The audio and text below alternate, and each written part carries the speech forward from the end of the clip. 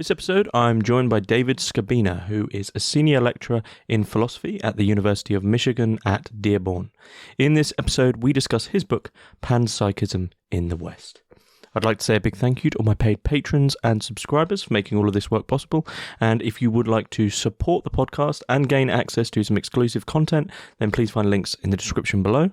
Otherwise, please enjoy. David Skrbina, thanks very much for joining us on Hermitix podcast. Thank you. Glad to be here. We are going to be discussing your book, Panpsychism in the West, which was, I believe, republished in 2017 in an updated, more comprehensive edition by MIT Press. So before we sort of jump in with panpsychism, the specifics of panpsychism in the West, the book itself, just tell us a little bit about yourself, what it is you do, and how this book specifically came about. Yeah, sure. Well, for several years, I was a professor of philosophy at the University of Michigan. I'm not currently there. I left a couple of years ago looking for some other opportunities to travel around, do a little bit more teaching. So I'm currently in Finland at the University of Helsinki, teaching some courses on sustainability, environmental ethics, and technology issues. So that's what I'm doing at the moment. Prior to having a PhD in philosophy, my first degree was in mathematics. So I had a master's in mathematics. And before long, I sort of tired of that topic. I was always kind of philosophically oriented and really wanted to apply some of my learning and ideas on science and mathematics to the mind, right? To consciousness, how the mind works and the way the brain functions. So early on, as I was transitioning from sort of my mathematical background to more of a philosophical course of research, I was messing around with models of consciousness using mathematics and some nonlinear theories and some chaos theory and so forth, and then came up with what I thought was a plausible model of the way human consciousness worked. And when I had the model presented, I presented it in the early 90s. It was kind of striking because I realized that once the model was kind of articulated, it was a very general explanation. So it applied to sort of general nonlinear systems that would have functioned in basically the same way and would therefore share some of these characteristics with the human brain. Because, of course, there's nothing, ontologically unique about the human brain. So it's a structure of atomic matter and energy, and it's organized in a certain way. But I mean, there's nothing metaphysically unique about it. So conclusions about the way the brain works should rightly generalize to, of course, other animals who share similar neural structures. But again, the dynamics were very universal. So it was pretty obvious to me that it applied it to other structures, plants for sure, even inanimate structures, non-living structures, systems of structures. Pretty much they could all be modeled in these similar ways with these nonlinear chaotic dynamics. And so, well, the obvious implication was, well, if in the human brain these models yield consciousness or some kind of awareness, well, then maybe they do in other things as well. So maybe it's there in the animals and in the plants and even in the inanimate system. So that was really kind of an eye-opening moment for me personally when I realized that the same basic approach could apply to virtually any physical system. So that was kind of my initial insight into panpsychism, started me doing some research into the history, which I really did not know at all at that point, and found out that there was actually quite a long history of that kind of idea or similar idea. And that ultimately led to what was part of my dissertation in philosophy. I got my PhD from the University of Bath in 2001. There was a couple of chapters in the dissertation were on panpsychism because I was still sort of in the early phases. But pretty quickly, I realized it was worthy of a book-length treatment that had really never been done because there was so much of a history of this idea that really no one seemed to know about. I mean, people were sort of talking about panpsychism in the mid to late 90s, but they it was clear they just did not understand the history, and they still thought it was some kind of aberrant new idea, some crazy idea that somebody just thought up the other day. And it's like, well, actually, no, it goes back like thousands of years. So that was when after I completed my dissertation, I decided to fully document the history, because I thought we needed a permanent record of these ideas to show that this idea was actually not crazy, had a very long history, some very big name philosophers. And that was the initial version of my book, as you say, Panpsychism in the West, was published in 2005 by MIT Press. Did very well, sold very well, was contributing to this resurgence and interest over the subsequent years. And then by the 2015 or so, MIT was interested in doing a revised and expanded edition. So I agreed to do that, and that came out in 2017. Mm-hmm.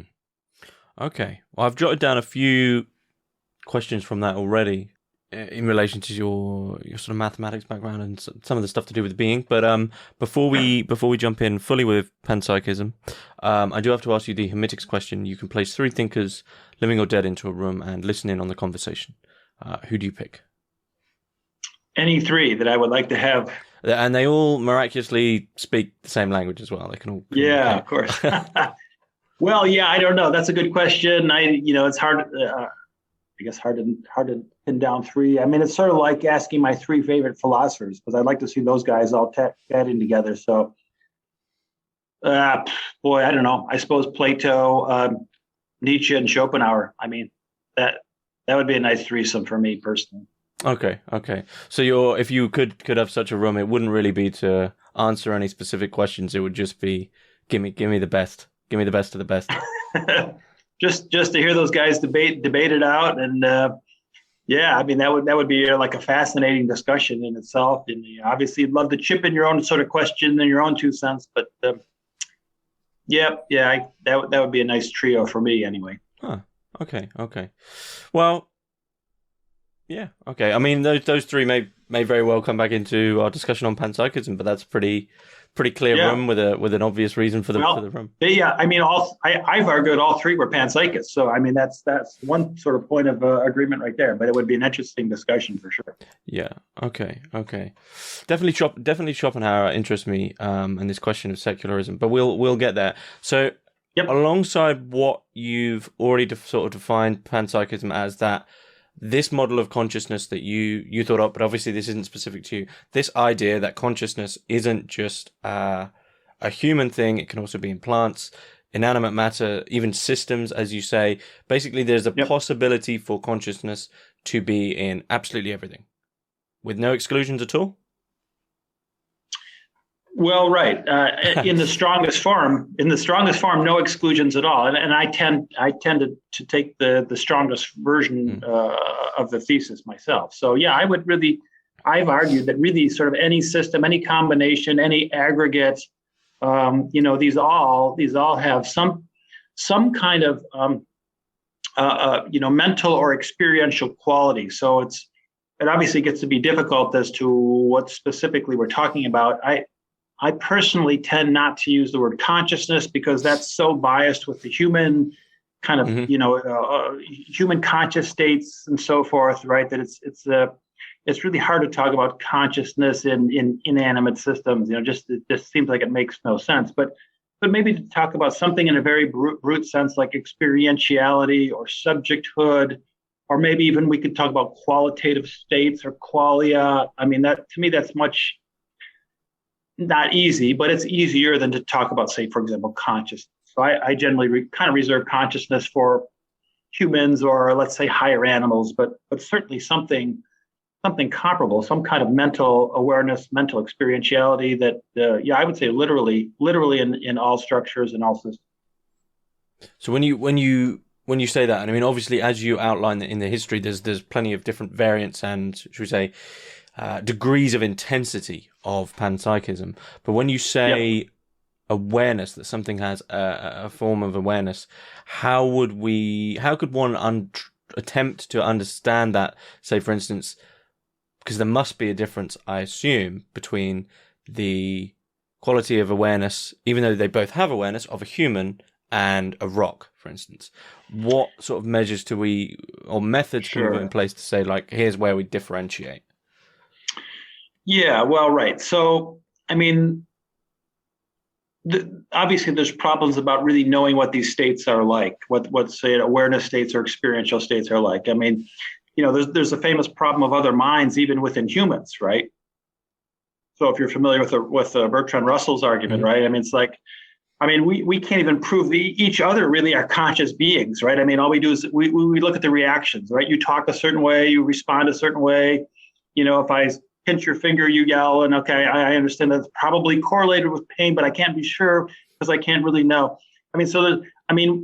When you think even the easiest case, human to humans, how hard it actually formally is to recognize these mental states, and then you go to animals, you go to plants, you go to inanimate structures, right? So the problem's just really magnified. So we have to be really, we're really at a loss to kind of say a lot about these mental states that other things might share. Mm-hmm. But I think even, there seems to be physical correlates of what we would call in ourselves these mental states. So when you are physically in a certain mental state, we presume that the brain is in a certain state of activation. So something physically is going on that's corresponding to you being in a certain state, whether you're hungry or thirsty, or you're feeling some sensation, or you're seeing a red wall or something. Presumably there's something going on in your brain physically that corresponds to that mental state.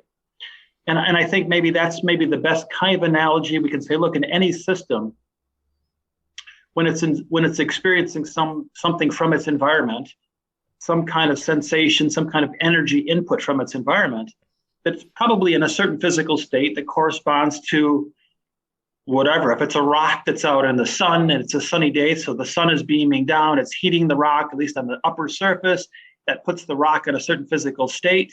Mm-hmm. And you can say, well, look, that there's a kind of a corresponding state that would go along with that is presumably something like an experiential state of sunlight or warmth or whatever it might be, some very brute kind of form of existence, right?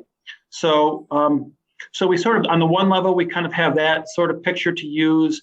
On another level, and I've drawn analogies to particle physics in the way that particles really are not little points, they're not little balls, they're little fields of energy, right? And the fields diffuse out into space. And so in a very real sense, an atomic particle it exists out at arbitrarily large distances. So they really have a probabilistic wave function that goes out into space. Even an atom is inches and feet and miles away, technically unlimited. These fields extend at a very small probability out into space.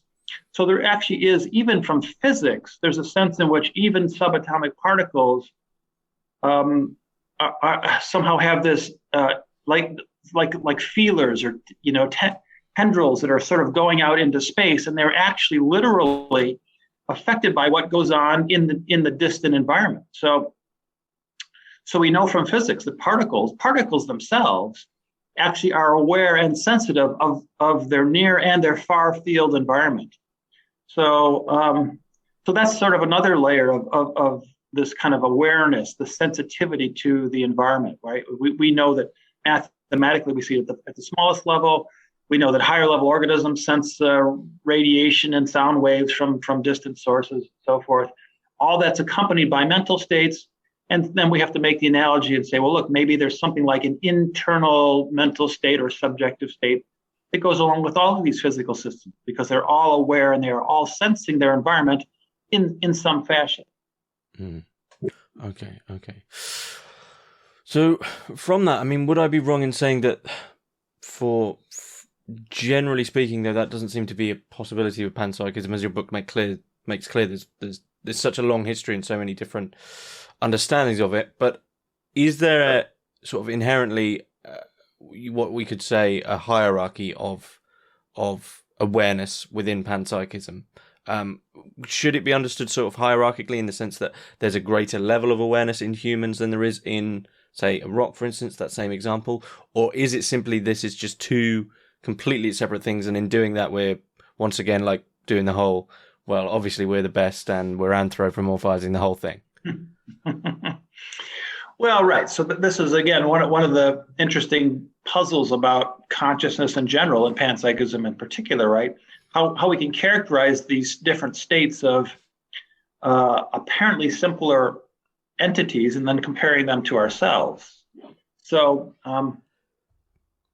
so I guess, right. So it does, because there is a structural hierarchy of sorts from, say, a rock to a plant to a human being. There's levels of complexity and order within order, and moving complex molecules and all those kind of things that animals have, maybe at a high level, that plants don't at a lesser degree, and that rocks maybe not at all. So I think it's probably fair to say that corresponding to the physical hierarchy, if you will, there's probably also something like a mental hierarchy of states.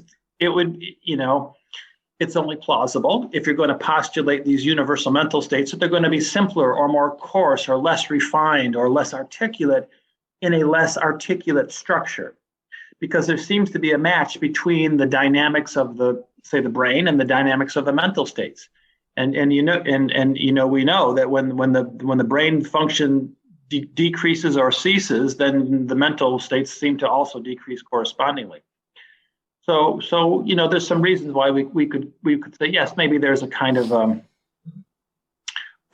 compression. I like to think of it as maybe as a multi-dimensional. Maybe we have a billion-dimensional awareness space because we have a billion active neurons or 100 billion in our brains, and maybe a rock because it has a far more restricted dimensional physical states. Maybe its scope of mental states is far more restricted. Maybe it just has awareness of hot and cold and certain impacts and pressures and maybe moisture. And okay, you can imagine what these kind of things might be. But you could well imagine it's some kind of simpler, less complex. You hesitate to say lesser because that does sound like you were anthropomorphizing things, right? And sort of like ours is the best. But of course, there's more complex systems than an individual human, if only a system of human beings, which is sort of by definition more complex than an individual human. So if we have to look up the scale as well, not just down the scale, and take that into account too. That's a whole interesting separate discussion. If you want to talk about sort of collective minds, that's really part of the same thesis. I would say in general, there's a kind of a hierarchy, not in a better or worse sense, but just a correspondence to physical structure. Probably there's a correspondence there with mental states and mental structure as well. Okay, so the anthropomorphism then seems to be to do with like sort of as if it's something we're owed or something we actually own, whereas from what you say about this sort of being in an awareness space, it's less that that is human attention than that is the form of attention humans have. Rocks have this amount, let's say, quality of attention. Yeah, we have exactly, this quality, right. But it doesn't specifically mean that, it's ours and we sort of get to, keep it and border it off. And yeah, well, right. I mean, presumably anything with a comparable complexity, we have whatever 100 billion active neurons in our brain, and that somehow correlates to our active mental states. And you could imagine, for example, building a computer system, an artificial neural network with, say, 100 billion neural elements. And you might say, well, look, that's got as many comparable states as our brain. Maybe it has a kind of experiential richness that we do. So, you can make a plausible argument to these other kind of systems and organisms as well. So, yeah. Okay.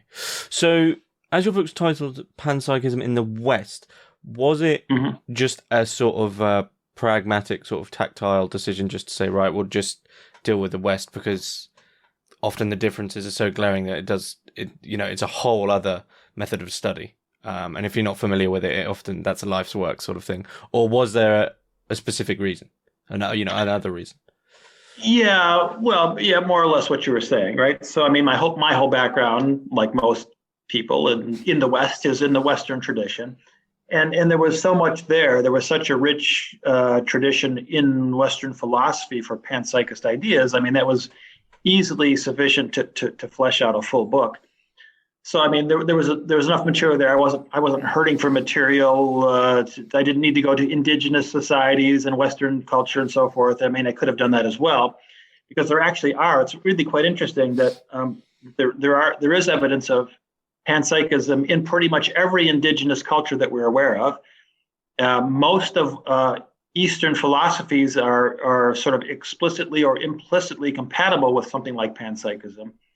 But yeah, so myself, I just did not have sufficient background. I didn't have the training. I wasn't really competent to comment on related ideas in Eastern philosophy. So yeah, just for my own limitations, I sort of drew the line. Said, well, let's just look at the Western tradition.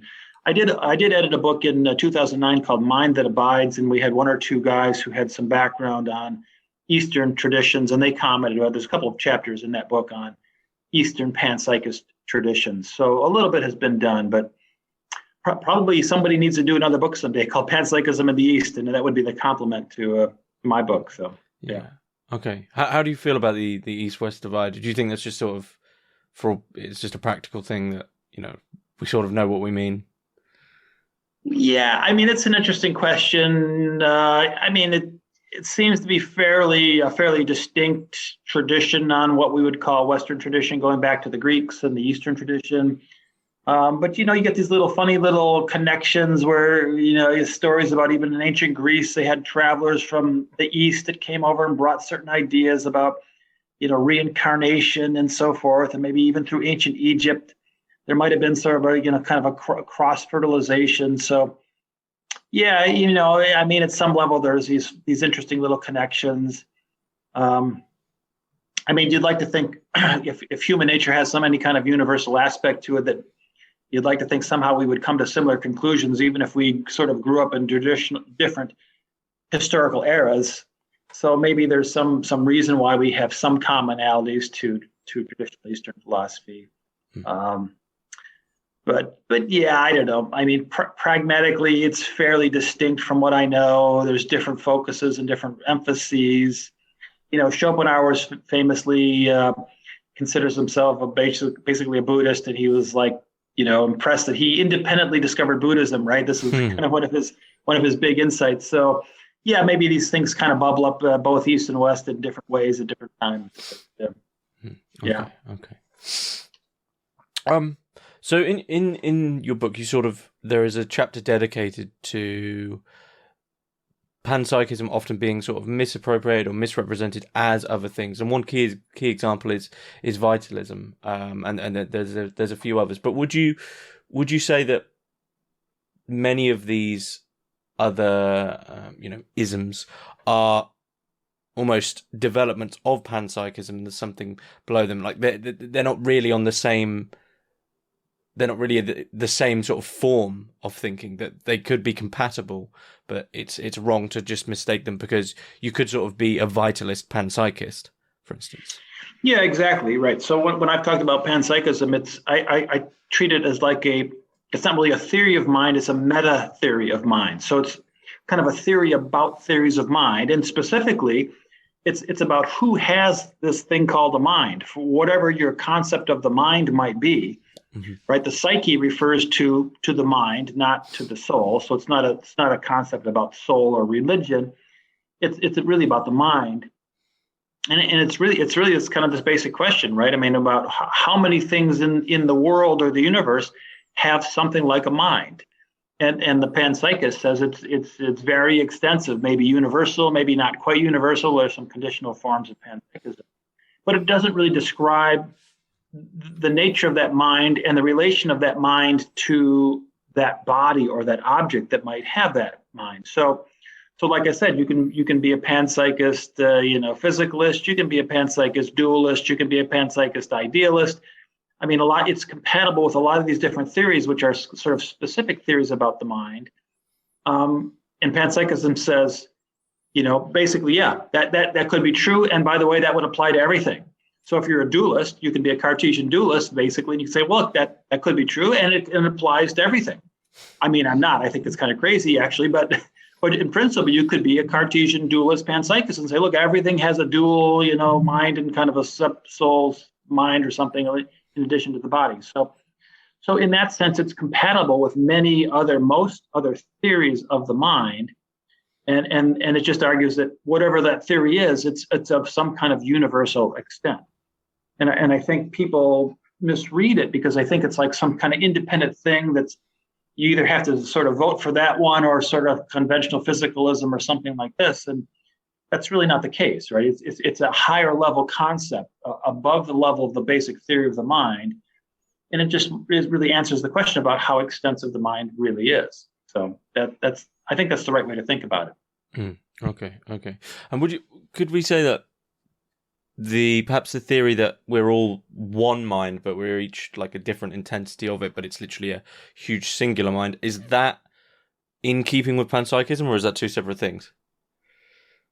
Or is that one big universal mind? Yeah, maybe, one big universal mind, but everything that is alive in it is, like just an intensity of that singular huge awareness. Yeah. Well, again, that's a good question, right? Because in principle, panpsychism is going down the scale to the smallest entities and up the scale to the largest entities, the largest objects, the largest collections, and including conceivably the universe as a whole. Mm-hmm. So yeah, and like I say, I've argued in behalf of that kind of view. So I would say, yeah, in a sense, there is some kind of highest level, say some kind of cosmic mind at some level. The question is what's the relationship between that highest level mind and our mind, my mind or your mind, and then a plant and then an animal and a rock or some smaller thing. So that's sort of gets to another sort of open question in panpsychism is the nature of this hierarchy. It's not that there's like a master.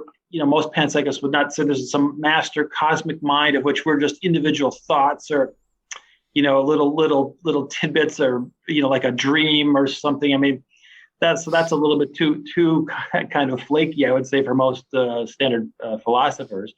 But you can easily imagine that there are levels, a hierarchy of mind within mind, at the highest level of the universe, and then down to galactic minds or solar system minds, and then down to planetary minds, and down to individual beings, and then down to the particles within them. So for panpsychists, there is always an importance of sort of bordering off, saying, right, this is this thing's mind. It's not all sort of hazy and interconnected completely. Yeah, well, right. There's different forms and different notions about this, but I think you can think about concrete, discrete levels of mind that are nested hierarchically, and I mean, it's just like physical structure. There's structure within structure within structure all the way up to the universe, and we have no problem with that. To me, there's a natural parallel to the mental states, sort of being nested hierarchy within the same kind of structure. I mean, it's interesting to speculate on the relationship between these levels of mind, right? So what can our level mind know about a collective social mind or a planetary mind or, let alone the cosmic mind? It's an interesting question, and it's kind of nice to do speculations about what is the relationship between the individual levels of mind. What can one level know about the other? Seems to be not very much, because there's we have no evident dialogue or conversation going on, even though people think they talk to God. I mean, I'm sure that's something else, but it seems to be impossible to have a real kind of interaction with higher or lower levels of mind. But there are certainly consistent analogs and logical, rational analogs that we can infer properties of higher and lower orders of mind. So I think maybe that's the kind of the right path to be thinking about when it comes to that question. Okay, that makes sense. So you don't think that panpsychism, and obviously it's difficult to sort of say just panpsychism, because as I will emphasize to listeners, as you make clear in the book, there's over the history of what we could consider panpsychism, the whole history, there is wild variations between different thinkers. But do you not think there is an inherent link between panpsychism and sort of the immediate sort of cultural, religious temperament of the context that person is writing within? I think it seems to me that it would have immediate connotations on a religious or a spiritual level. Well, that's a good question. In general, it does not. I think when you look at the history of the panpsychism, you don't really see that connection between religious thinking and philosophers. I mean, my book is focusing on philosophical thinking, philosophers formally speaking, and they tend to be pretty rational bunch, and there are exceptions, but of course they're not overtly religious, most of them. A few of them were. I mean, some actually sort of made kind of religious arguments for panpsychism. And they would say things, well, like, if God is omnipresent, in some sense, this godly spirit or something it must be inherent in everything because God made everything, and his sort of his imprint or something is left in everything. So, I mean, you can sort of conceivably make a kind of a theological argument for something like panpsychism. But the theory and principle, I would say, is not religious per se. The psyche, again, we need to understand psyche as mind or awareness, not psyche in the sense of soul. It's traditionally translated as soul, particularly in ancient Greece, but it's nothing like this sort of ghostly soul that people think about, that when you die and your little ghost goes up to heaven. I mean, so it is really nothing to do with that. There may be a sense in which it sort of inspires a kind of religious awe, I guess you could say, if you think about the cosmos as kind of this vast network of ensouled let's say in-minded beings.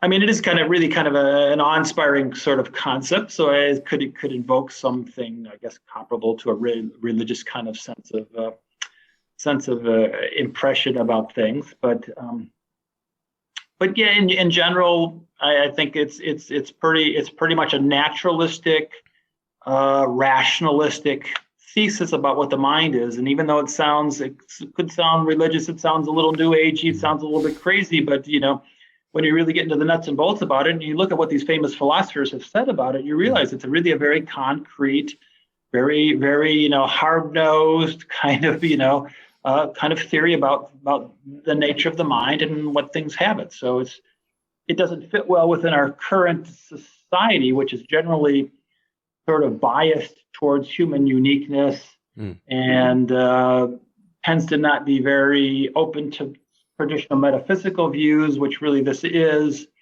So there's various sort of contemporary and historical reasons why we tend to either dismiss the idea or just call it merely religious, or call it somehow abstractly metaphysical, which has no real connection to anything.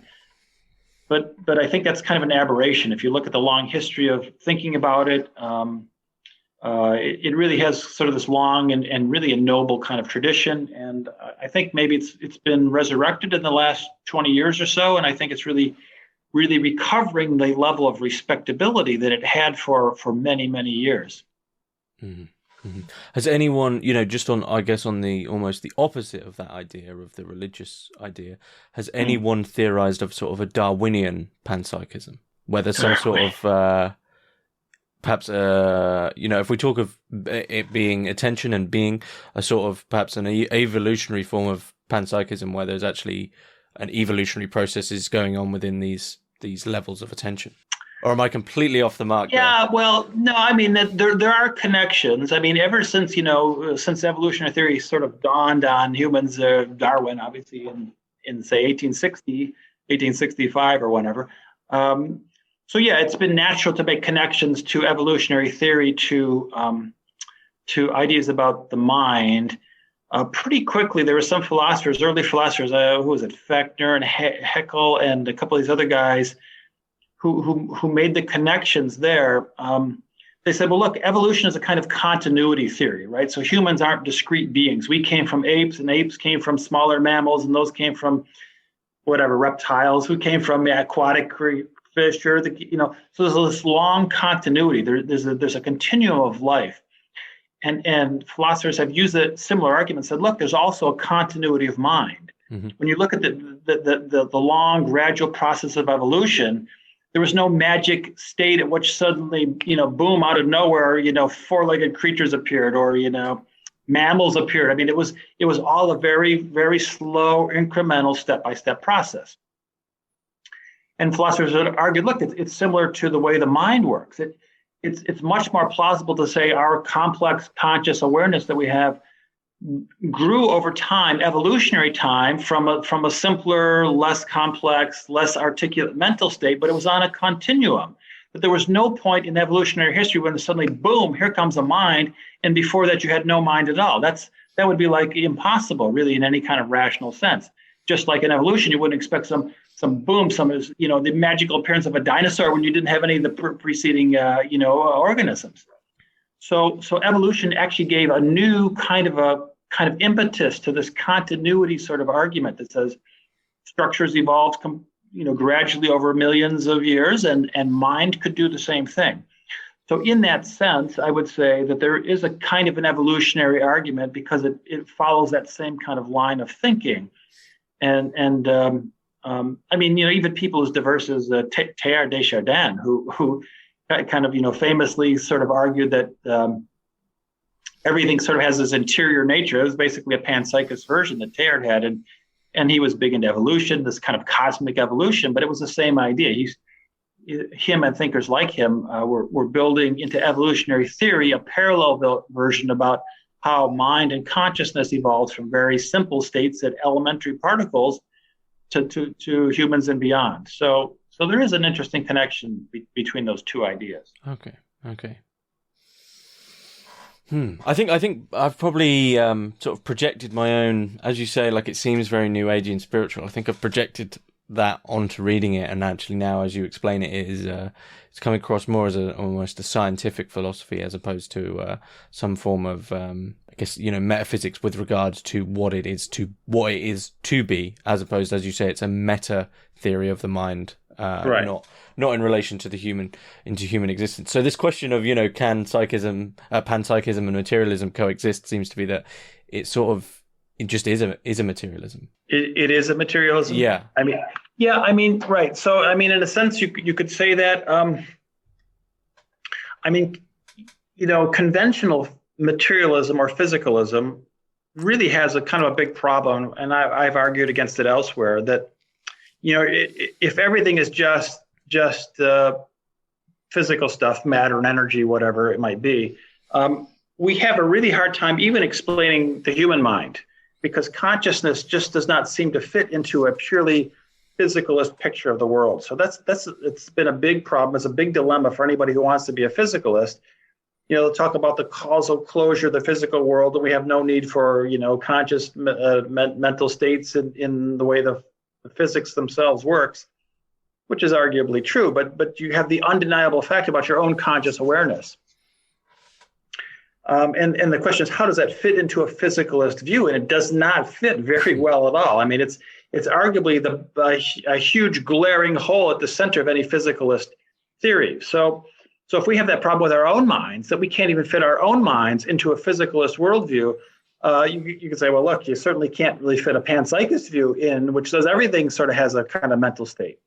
So to me, at least, and to several other thinkers, we've argued that there's some basic flaws in the whole physicalist picture, even though it's the kind of the dominant view today, simply because it's unable to account even for the most obvious case of the mind, which is the human mind, let alone the broader minds, animals and plants and so forth. So yeah, I would tackle it in that angle. I would say, well, look, we need to address the problems with physicalism and look at something beyond physicalism, because that's probably not going to do it, because it can't even account for the most obvious case of the human consciousness. Mm-hmm. Speaking of physicalism as the dominant view, it sort of became apparent, and correct me if I'm wrong, in your book, that panpsychism is always there. It keeps cropping up, but it's never really taken on fully, as opposed to the other things which are going on at the time. It's almost not spoken about in those terms. It's spoken about in different terms. And I guess now it's much easier for us to unify it as a theory with the history that we have. But do you see any clear reasons as to why it's been ignored, or do you just think it's a case of it's one of those theories that perhaps just doesn't merge well with Western culture and we find it tough to accept? Yeah, or sympathize with. Right. Yeah, in a pragmatic sense, you can really, you can pretty much ignore it. You can say, look, okay, whether rocks have a conscious state or mental state or not, I don't care. You could just ignore it. You could just deal with them as rocks, as discrete physical objects, and you can do the same with plants and animals. we've arguably, that's what we've done with all living creatures on the earth. We basically treated them as insentient beings, and we've used them as we liked, because the argument was explicit or implicit. These things they're not conscious, they're not aware, they don't feel pain. Even higher animals, some people have argued, they're not really, they have instinctual reactions, but they're not really feeling anything. They don't really get scared. People have all kinds of crazy arguments, and you're basically just ignoring any possible mental states of these things, and you just do what you want because we have the power, we can do that. So certainly it's possible to function, without even taking into consideration the possible mental states of other things. Arguably, it's actually easier because you don't have to. There's nothing to take into account. So you could even argue, even on an ethical basis, that it's a lot easier to just assume that animals and plants really have no consciousness at all, because then I don't have that level of concern that I might have otherwise. Mm-hmm. So it's actually easier to conduct day-to-day business in this society by assuming, just either ignoring panpsychism or just assuming that it's not true. Mm-hmm. Perhaps this is what I sort of would be another way I'd take the religious question, but I'd also open that up to social and political things. Is that as this meta level, as you've described it, it's interesting to view. But as soon as you take it seriously, as you say, there is a whole host of ethical questions there, which would touch on, religious ground. Well, hang on, if there is a potential for awareness within other beings, then we need to probably maybe rethink some scripture in terms of the soul, like what else is going to heaven, right? But also on a social level, you say, well, okay, if there's, we now need to sort of perhaps write up something in law, which is right from this level of consciousness or this level of awareness down, you can do what you want. And then this, different levels of awareness. But sure, that only happens if people are, I guess, willing to entertain it seriously. And I guess, along with physicalism being the dominant view, the other dominant view, which seems to have never really been uprooted, is the idea that humans are tip top and we're the best and we're the center of everything, right? Yeah, of course. Exactly right. So typical anthropocentric views that we have within our philosophy. It's in our religion. It's rooted in Christianity, the historian Lynn White famously called Christianity the most anthropocentric religion that ever existed, because it's really about us. We're in God's image and we have a soul and we've been given dominion over the earth. So, there's lots of long-standing threads about why we think we're special and different and exceptional. And, I'll say, so in some ways, I suppose we are. There's obviously no other creatures that can do what we can do. So, okay. But that's from our view though, right? Of course, certainly from our view. You could say, "Oh, skyscrapers are great," but it's like, yeah, but that's they're not great to a horse. Exactly. And obviously animals can do a lot of things we can't do. They're faster, they have better eyesight, they have better senses. So we can maybe think abstractly about, okay, well, that's nice for us, but it doesn't do much for them, and arguably it's harmful to everything else. So yeah, right. So there's a long-standing religious and in a sense even philosophical vein of anthropocentric thinking. So it's a little bit hard to overcome that sort of egoism, right, where we are special and different. Certainly it's gonna be a challenge to any kind of traditional religious view, because there seems to be nothing in the Bible, for example, that would indicate anything like a panpsychist idea. There's nothing that suggests that God gave souls to other things other than humans. So it would be a tough stretch to try to make the connection to traditional religion. But I guess I don't worry about that. It's one more thing, along with physics and science and astronomy and everything else.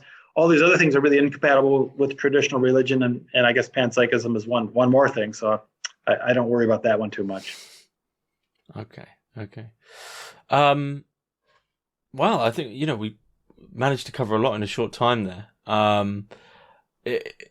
Is there anything key that we've missed that you feel we should add in terms of I don't want to misrepresent panpsychism? Yeah, no,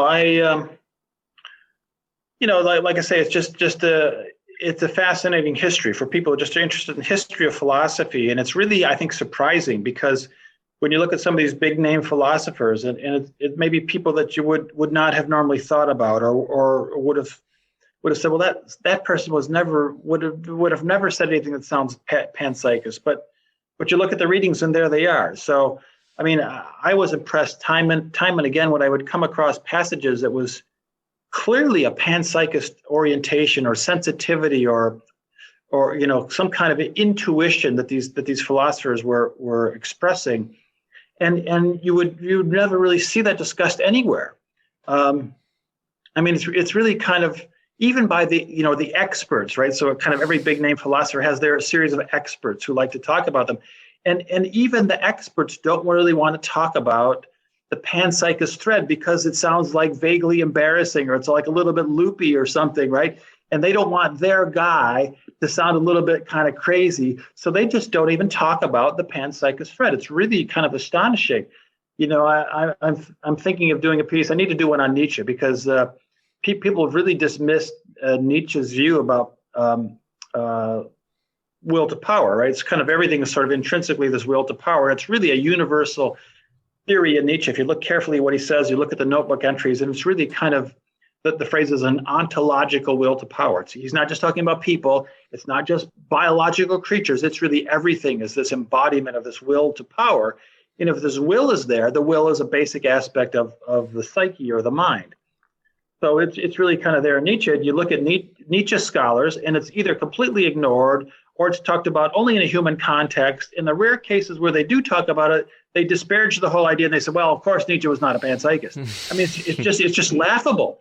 I mean, if I write an article, I'm going to just be blasting away at these people because they're just, it's just appalling how pathetically are they either misreading or overlooking these key passages, right? So, I mean, there's a lot of sunk cost there as well. If they admit to that, then they're going to have to go back and change. Yeah, right, exactly. Then they got to change their tune, and they got to say, "Well, I was wrong. Oh, nobody wants to do that," right? No. I remember a similar thing with Aristotle, and for me, that was one of the big surprises in me when there's a couple of passages in Aristotle. He's talking about the pneuma, which is kind of this sort of spiritual life entity in his late biological writings, and he's talking about sort of this pneuma pervades everything. And there's a famous line. He says, a kind of soul or a sort of soul is in everything. Everything has a sort of soul to it, a sort of psyche. And so, I mean, he's clearly speculating in this panpsychist direction.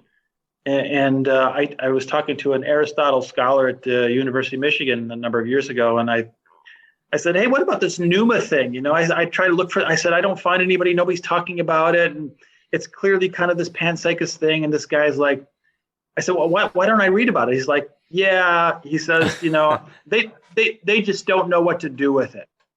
That was his answer. Is it, the scholars, they know about it, but they just don't know what to do about it. So they just push it aside, and we don't want to talk about it. It sounds a little bit nutty, and we don't want Aristotle to look nutty. So we just don't know what to do with it.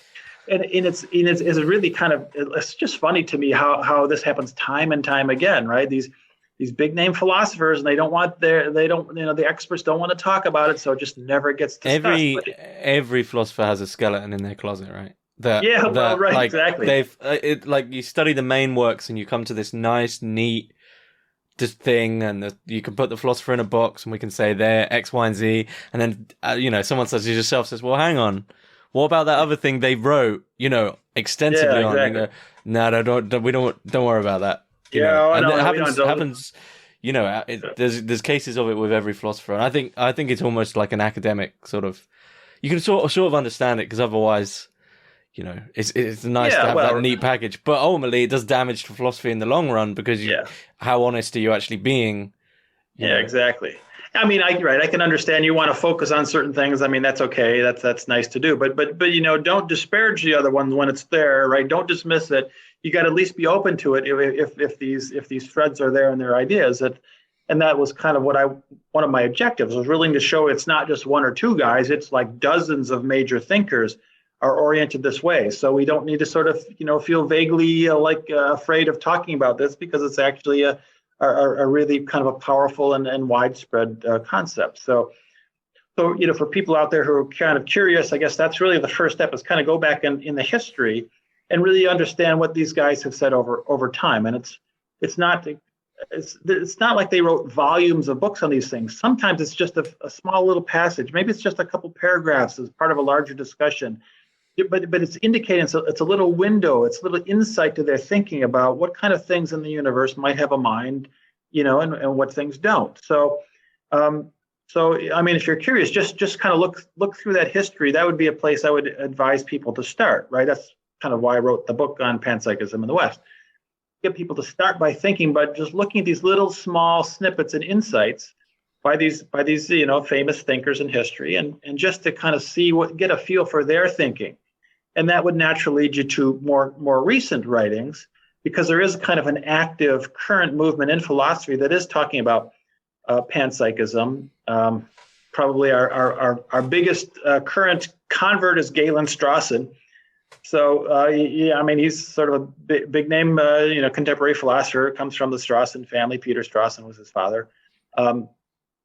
And he's certainly the most prominent advocate today, and he's written very forcefully and some really kind of compelling, just really classic essays on behalf of panpsychism and against the idea of emergence, that mind can't emerge out of nothing, that makes no sense. That would be like a miracle. It'd be like magic. Well, we don't accept magic. We expect rational, logical aspects to our worldviews, and in any rational, logical worldview is going to be panpsychist. That's just how it is, for various reasons. So, it's kind of nice to go from the history to sort of look at some of these recent advocates like Strawson and some others who are taking the idea seriously, and that's kind of really what has been the hallmark of the recent years. There's been a couple of dedicated books in the last 5 or 10 years. There was one called Panpsychism by Oxford University Press. Had some interesting chapters in it. Recently, Routledge published the Handbook of Panpsychism, and that's got a lot of current writings. I did 2 chapters in that book as well. So looking at arguments pro and con and some of the critiques. I mean, it's really interesting to sort of follow the current thinking as well. And it's really there. I mean, even I'm seeing other articles, even just in articles that are talking about just standard physicalism or standard philosophy of mind. Now people are saying, well, oh, by the way, there's a panpsychist extension to this, and they're mentioning it even in passing, which is nice, because in the past they would have never talked about it at all. So the idea really is kind of gaining sort of a currency where people are at least open to it. They're willing to talk about it, even if they don't agree. At least they're willing to give some reasons why, instead of just saying, well, that's stupid, which is what they did in the past. Well, that's stupid. We don't need to talk about it. That's what John Searle used to do. So instead of doing that, okay, at least they're treating it seriously. They're giving arguments. Maybe there's an argument for it or against it. Okay, I mean, we're willing to entertain these things. So it's really become a lively and kind of active field within philosophy of mind. So it's on several levels, historically, currently, in terms of ethics and environmentally, because you're seeing the application of psyche to animals and plants. Obviously, as you said and we mentioned, there's ethical implications there. I mean, you're seeing, animal life and even in plant life. If you're gonna use these things to eat or to sustain your livelihood or your civilization. I mean, these are things to take into consideration, and we cannot really ignore those. And arguably, we cost ourselves, we penalize ourselves, and we penalize nature when we ignore these aspects of nature. And some of us have argued that that's a way to kind of restore things, to actually fix the situation with respect to environmental dysfunction, environmental destruction, is to really kind of re-envision it as a kind of an animated place, whether it's the animals or plants, and right down to the soil and the rivers and the streams and the oceans and the mountains and the whole thing. It's really kind of a new way of viewing nature in a naturalistic and a rational way that may well move us ahead on this kind of sustainability path that we need to get onto real quick, or we're not going to be around very long. Mm-hmm. Mm-hmm. Well, I was going to ask how panpsychism would be helpful today, and that seems to be the clearest reason, right? To do with exactly. I mean, it's not just abstract theory, right? I mean, we're talking about regular stuff. People, animals, people that you're eating, things that you're eating, and that you're using in your material process, natural materials in your society and your economy. I mean, these things have really profound ethical and pragmatic consequences, and we're looking for ways to to solve the environmental crisis and to treat nature with more respect and to give rights to nature and all these kind of things. And there's a natural connection to their mental states and their awareness and their experientiality. So it's a pragmatic thing too. So it's not just interesting philosophy. It's kind of real life environmentalism with real potential to improve our situation. Mm. Okay. Whereabouts? I'm assuming I know we can find the book on Amazon, but I'm assuming we can also find it via MIT Press. Is there anywhere else? All major places, basically. Yeah, just right. Pretty much any online bookseller will carry it. You can go directly to MIT Press; they'll carry it. It's quite widespread. Most libraries will have it, so you could obviously request it through a library system if you have access to one. So yeah, I think people have no trouble tracking that down if they're interested. Okay. Are you working on anything at the moment, or is it all panpsychic, or is there something else? Yeah. Something you're not allowed to talk about. No, that's not it.